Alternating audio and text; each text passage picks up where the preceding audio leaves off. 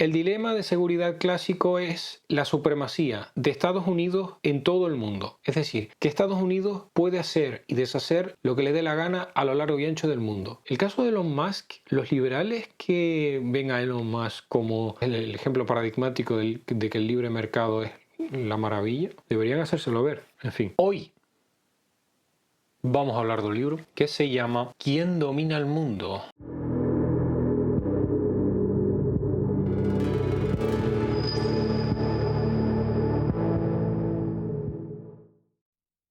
Noam Chomsky nació el 7 de diciembre de 1928 en Filadelfia, Pensilvania, Estados Unidos. Creció en una familia judía con un fuerte compromiso con la educación y la cultura. Su padre, William Chomsky, era un reconocido estudioso de la lengua hebrea y su madre, Elsie Simonovsky, era una activista social. Esta influencia temprana fomentó en Chomsky un profundo interés por los idiomas y las cuestiones sociales. Comenzó su educación universitaria en la Universidad de Pensilvania en 1945. Donde inicialmente estudió filosofía y luego se interesó por la lingüística. En 1955 se licenció con una tesis que sentó las bases de su teoría lingüística futura. Desde entonces no ha dejado de publicar obras hasta nuestros días. Chomsky ha sido profesor del Instituto Tecnológico de Massachusetts, más conocido como el MIT, desde 1955, donde ha trabajado en el Departamento de Lingüística y Filosofía. Su influencia en la lingüística y su trabajo interdisciplinario le han valido numerosos premios y honores, incluyendo la Medalla de la Ciencia de Estados Unidos en 1988 y el Premio Kyoto en el mismo año.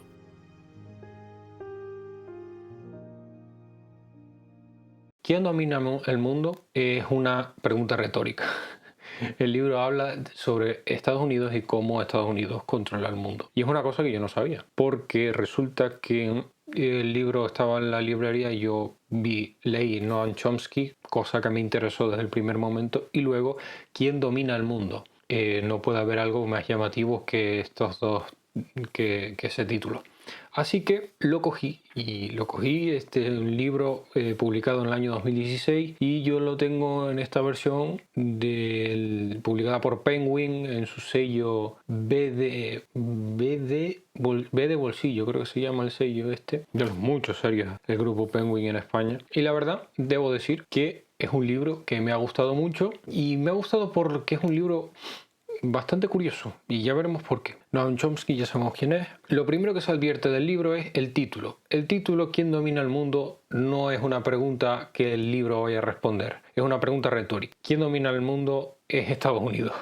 Y Noam Chomsky lo que va a hacer es analizar la actualidad política y sobre todo cómo Estados Unidos ha extendido sus tentáculos por todo el mundo desde el final de la Segunda Guerra Mundial. Un poco habla de la hegemonía que ha tenido, como ya he dicho, Estados Unidos desde el final de la Guerra Mundial, cómo ha extendido su poder a través de la política, a través de su ejército y a través de manejar o cambiar regímenes a lo largo y ancho de todo el mundo. Habla especialmente de Latinoamérica, el caso especial, habla del caso latinoamericano que la verdad que me ha parecido impresionante, ¿no? Con la doctrina Monroe, etc.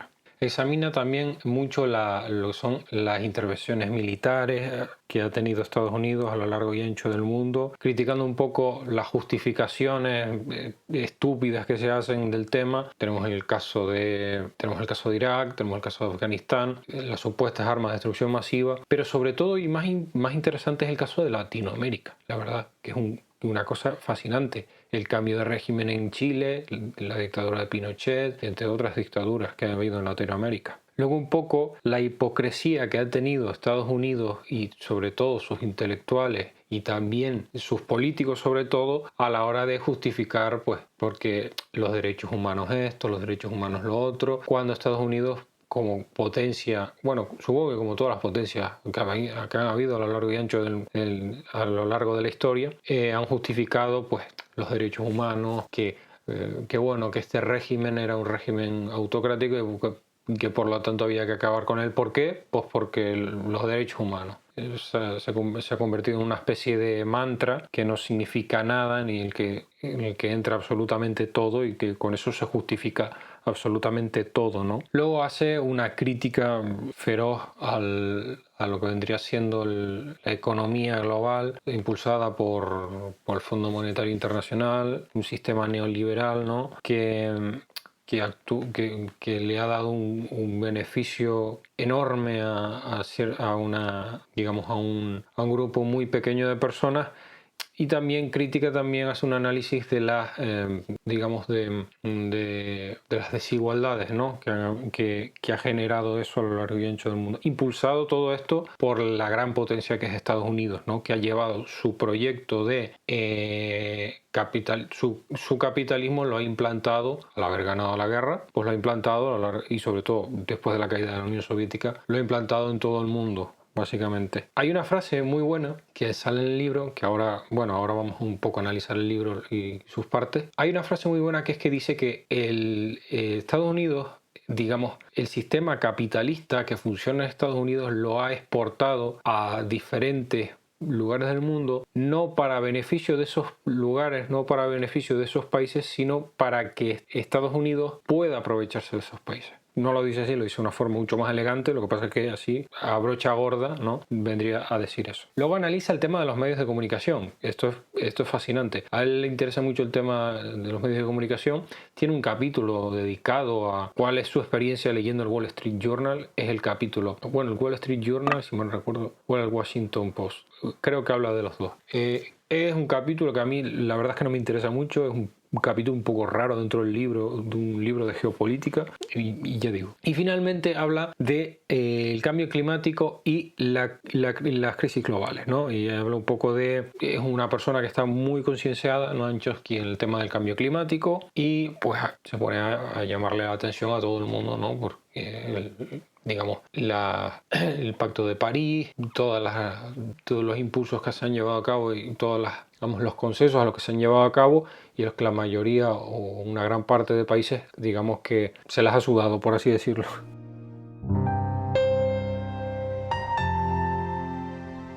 Lo que más me llamó la atención del libro desde el primer momento es, no sé, los libros que he leído hasta el momento han sido libros que un poco dan una de cal y otra de arena. Sin embargo, esto no es todo lo contrario. Y Noam Chomsky es norteamericano, es estadounidense, por así decirlo, y es judío. Y sin embargo, le da una leña a Estados Unidos y al Estado de Israel impresionante. O sea, el libro parece escrito por un revolucionario de Latinoamérica. Ya digo, no da tregua, es página por página dándole caña a Estados Unidos una y otra vez. No es un libro que digamos que sea ecuánime, todo lo contrario. Es decir, llega un punto en el que crea una caricatura, digamos, explora toda esa parte negativa de lo que es Estados Unidos. Digamos, ni siquiera es capaz no nombra las cosas positivas y los rasgos positivos que pueda tener Estados Unidos o el Estado de Israel o otros aliados como el Reino Unido. No, es un libro que está escrito con inquina hacia los Estados Unidos. Y es una cosa que me ha llamado la atención. Es una persona abiertamente de izquierda, Chomsky, y no sé, me parece fascinante, y sobre todo la caña que le da al Estado de Israel, es impresionante. Pero claro, la mayoría de judíos se alinean muy rápido con las políticas del Estado de Israel y están de acuerdo con lo que sucede en Gaza, etc. Pero Noam Chomsky es como va a saco, y ya veremos en unos capítulos donde hay una cosa clara.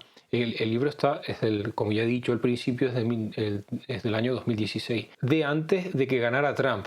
Entonces hay algunas cosas que resultan graciosas vistas con perspectiva, porque primero, bueno, y sobre todo el tema de Gaza también, con la invasión del 7 de octubre de Hamas, ahí hay cosas muy, claro, que vistas con perspectiva suenan graciosas, aunque no lo sean. Y también con el tema de Donald Trump, porque si bien se ve como que el libro está escrito antes de las elecciones del año 2016, donde ganó Trump, se advierte como, bueno, va diciendo cosas sobre el personaje y claro, con la experiencia que tiene uno hoy en día se queda un poco en plan, señor, no tiene ni idea de lo que está diciendo, pero normal, obviamente. Si está escrito antes que ganarse, ¿qué se le va a hacer? Sin embargo, creo que es bastante actual, bueno, bastante actual entre comillas, el tema de, bueno, sí, es un libro bastante actual, digamos.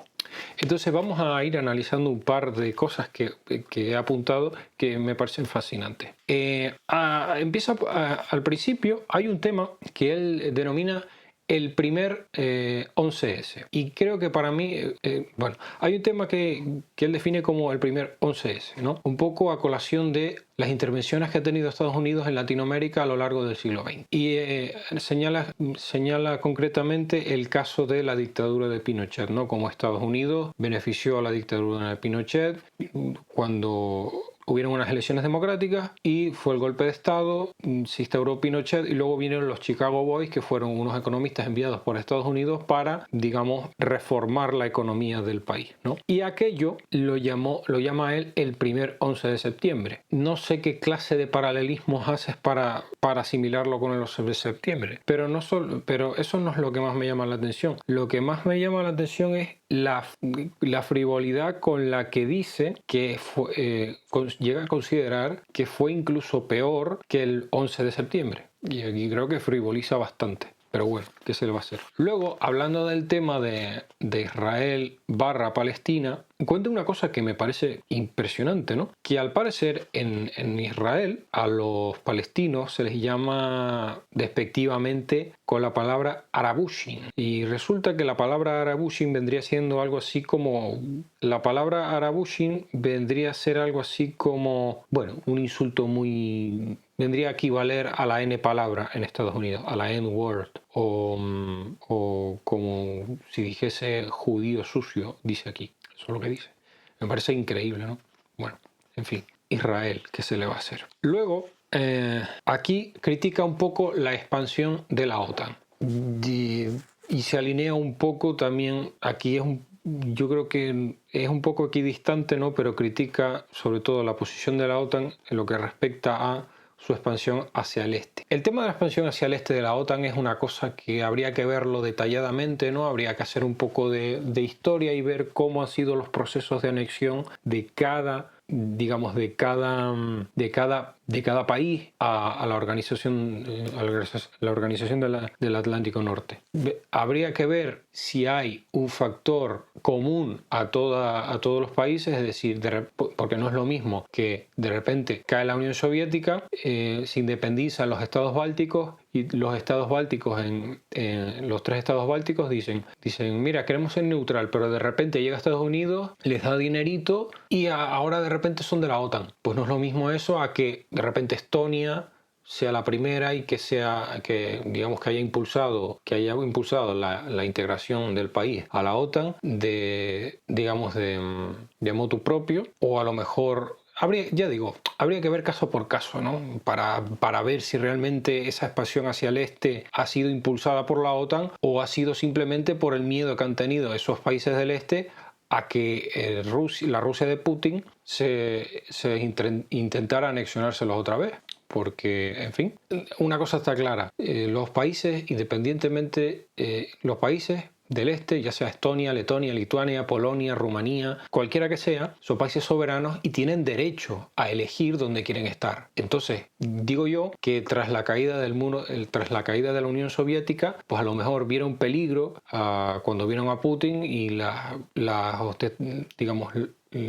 vieron que Putin quería llevar a cabo una especie de imperialismo, ¿no? Y ante ese miedo, lo mejor que podían hacer es integrarse dentro de la Organización del Atlántico Norte. Y bueno, ¿qué va a hacer la OTAN? Les va a decir, pues sí, hijo mío, claro que sí, te puedes meter. Ya digo, habría que verlo, pero creo que tiene una opinión bastante frívola también del asunto, ¿no? En plan, no, porque la expansión hacia el este de la OTAN, porque resulta que el presidente del presidente de Estados Unidos que había entonces le dijo al presidente de la Unión Soviética, le prometió que no se iban a expandir hacia el este. Pero claro, se lo prometió, pero eso no está por escrito. Entonces, si no está por escrito, pues es como si no, digamos, una cosa tan importante como esa, yo creo que lo lógico sería haberlo escrito, ¿no? Haberlo firmado, ¿no? Haber hecho un tratado de decir, mira, te prometo que van a haber una serie de estados tapón que van a ser neutrales y que nada, ¿no? Es decir, Estonia, Letonia y Lituania no pueden permanecer, no pueden entrar en la OTAN. Firmamos y tan tranquilos. Pero no, eso fue, digamos, una promesa que no está por escrita y por lo tanto no sé qué clase de autoridad tiene una afirmación así, no sé qué clase de sentido tiene eso, ¿no? Aquí hay una cosa que me gusta mucho, ¿no? Como hispano que soy, me gusta cuando se meten con la anglosfera. La anglosfera tiene cosas muy buenas y cosas malas, ¿no? Es decir, que los ingleses tengan alfombra en el baño es un atentado y una aberración absoluta y por lo tanto hay que rechazarlo con toda nuestra alma con toda nuestra alma. Que cocinen con mantequilla en vez de aceite de oliva, pues bueno, ¿qué se le va a hacer? No se pueden sembrar olivos en la campiña británica. Tampoco se les puede pedir eso, ¿no? Pero bueno, nos gusta que se metan de vez en cuando con la anglosfera. Hay una afirmación que es maravillosa, ¿no? Un poco también metiéndole caña a la leyenda negra. Y dice así: no hay que olvidar que la anglosfera, el Reino Unido y sus descendientes, está formada por sociedades de colonos que se alzan sobre las cenizas de poblaciones indígenas eliminadas o en realidad exterminadas. Y esto es así, ¿vale? Si bien los españoles cuando llegaron a América sí hubo una resistencia, sí hubieron muchas muertes, pero esas muertes se debieron a las enfermedades, los españoles se mezclaron con los indígenas y se mezclaron con los nativos que estaban allí. Y eso es una cosa que uno ve cuando llega a Latinoamérica, cuando llega a México y ve la cantidad de personas, digamos, de personas con rasgos indígenas. Y ya no digo si te vas a Perú o te vas a Bolivia, que el porcentaje de gente nativa crece una barbaridad. Eso no pasa en Estados Unidos, porque en Estados Unidos se cargaron a todos los indios. Y esto es así, se los cargaron a todos. Los metieron en digamos, por no decir campos de concentración, lo llamaron reservas, ¿no? Entonces, en fin, esto es así. Y es maravilloso, ¿no? Y dice así: las prácticas pasadas tienen que haber sido básicamente correctas en el caso de Estados Unidos, incluso ordenadas por la divina providencia. Recordemos que la expansión hacia el oeste de Estados Unidos viene impulsada por la divina providencia, ¿no? Porque estaban llamados, ¿no?, a colonizar esa nueva tierra. Por la gracia de Dios, claro, porque ellos son, en fin, la religión y todo. Por lo tanto, suele haber una simpatía visceral por los hijos de Israel cuando siguen un camino semejante. Y aquí enlaza con Israel, ¿no? Y tiene sentido, ¿no? Digamos que la empatía que puede sentir ese Estados Unidos que se expandió hacia el oeste por la divina providencia, con la que tiene actualmente las aspiraciones coloniales que tiene ahora el Estado de Israel en en su expansión por el Levante. Es muy interesante esto. Luego le lanza otra puya. Esta es una de las mejores pullas que le echa a los Estados Unidos, que dice así: un debate de estas hace referencia a al dilema de seguridad, clásico, ¿vale? El dilema de seguridad clásico es la supremacía de Estados Unidos en todo el mundo. Es decir, que Estados Unidos puede hacer y deshacer lo que le dé la gana a lo largo y ancho del mundo. Ese es el dilema de seguridad básico. Y cuando Estados Unidos hace referencia o salta la noticia de no, porque se está violando el dilema de seguridad. Claro, el dilema de seguridad es que Estados Unidos es hegemónico en todo el mundo. Por lo tanto, si esa hegemonía se ve amenazada, pues claro, es lógico, ¿no? Pero dice así: un debate de estas características alrededor de las aguas costeras de Estados Unidos no es ni siquiera imaginable. Este dilema de seguridad clásico solo tiene sentido partiendo de la base de que Estados Unidos tiene un derecho a controlar la mayoría del mundo y de que la seguridad de Estados Unidos requiere algo que se acerca al control global absoluto. Claro, esta es la hipocresía de los Estados Unidos. En fin, luego más adelante, analiza lo que es la supuesta amenaza iraní, ¿no? Y critica a todo, digamos, sobre todo a Estados Unidos y sobre todo Occidente, que dice que están constantemente diciendo día sí y día también que Irán es una amenaza para el mundo. Y al parecer, según el propio Noam Chomsky dice, en el mundo árabe, en el mundo musulmán, más bien el mundo árabe, esto es una cosa que hay que diferenciar lo que son los árabes, de lo que son los persas, de lo que son los turcos, de lo que son los magrebíes, pues son cosas distintas, ¿no? Normalmente llamamos a todo el mundo musulmán mundo árabe, y los árabes son los que viven en la península arábica, es decir, los Arabia Saudita, Bahrein, Emiratos Árabes Unidos, Yemen, Omán, Kuwait, etcétera, ¿no? Jordania, pero no todos son árabes, ¿no? Incluso llaman árabes a los persas, a los iraníes. Los iraníes son persas. Recordemos que Irán es de los países que no llegaron a ser colonizados, entre comillas, ¿no? Entonces afirma que esto de que Irán es un peligro para el mundo árabe es falso. Esto es lo que dice él. Yo no estoy tan seguro. Y el atentado a Vidal Quadras hace poco creo que demuestra que no es así del todo. Luego critica al falso libre mercado y afirma que Estados Unidos insiste en que hay que llevar el libre mercado, y es verdad que hay muchos liberales que van con la matraquilla del libre mercado a todos lados, cuando resulta que en Estados Unidos, y en concreto lo que vendría siendo la zona de Silicon Valley, el Estado financia a grandes empresas, a muchas grandes empresas. Un caso paradigmático es el caso de SpaceX, por ejemplo, la empresa de Elon Musk, o el propio Tesla, ¿no? Que han tenido una ayuda estatal impresionante, ¿no? Con el tema de los coches eléctricos, pues ha habido una ayuda estatal no solo en Estados Unidos, sino en Europa, con los descuentos para comprarte el coche eléctrico. Eso son ayudas estatales, ¿no? Eso no tiene nada que ver con libre mercado. Y lo de SpaceX, pues ya me dirás, con la financiación, con la ayuda de la NASA, el libre mercado ahí brilla por su esencia. El caso de Elon Musk, los liberales que ven a Elon Musk como, no sé, como un dios y como una persona que, no sé, qué es la representación física en la Tierra de que el libre mercado es el ejemplo paradigmático de que el libre mercado es la maravilla, deberían hacérselo ver. En fin, luego tiene un capítulo enorme entero hablando del conflicto de Israel-Palestina, que es interesante verlo, sobre todo con lo que ha pasado últimamente, la verdad. Aquí viene una de las frases graciosas entre comillas, analizando el tema de Gaza y el tema de qué es lo que está llevando a cabo Israel, cuáles son los planes que tiene Israel en lo que respecta a Gaza. También nombra a Hamas. Por cierto, tiene una posición muy interesante en lo que respecta a Hamas, que habría que meterse en profundidad a analizarlo, porque si lo que dice es verdad, básicamente vendría a decir que sí, Hamas es un grupo terrorista, pero que el Estado de Israel ha traicionado también a Hamas. Y bueno, analiza también el proceso electoral que hubo en Gaza, y bueno, que un poco que le quita importancia a Hamas. Luego los hechos del 7 de octubre están ahí, son unos terroristas desalmados y sangrientos, y es lo que hay, es decir, Chomsky. La realidad es la que es. Pero bueno, dice así en esta frase, que es muy graciosa, ¿no? Dice: hay algunos periodistas israelíes bien informados, en especial el columnista Danny Rubinstein, creen que Israel está preparado para revertir el rumbo y reducir su asfixia a Gaza. Es decir, Gaza fue invadido y ocupado por el Estado de Israel, y luego el Estado de Israel salió, empezó a colonizar Gaza, y al final dijeron: mira, nos largamos de aquí.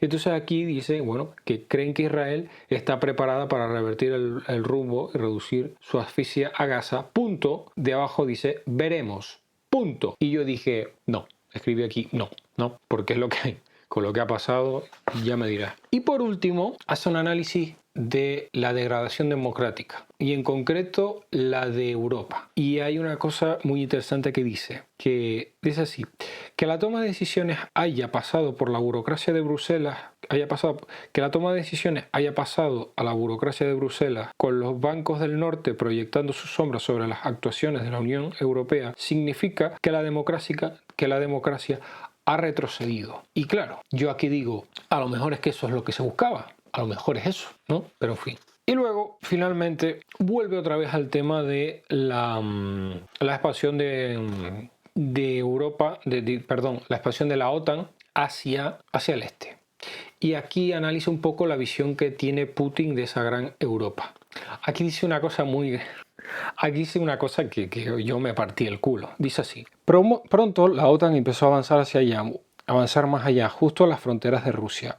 Cambió oficialmente la misión general de la OTAN, que pasó a tener un mandato de proteger infraestructuras cruciales del sistema de energía global, rutas marítimas y oleoductos, para lo que se asignó una zona de operación mundial.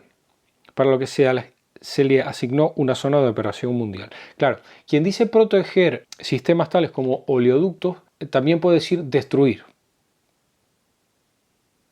Esa pregunta es muy interesante. ¿Quién destruyó el oleoducto del Nord Stream 2?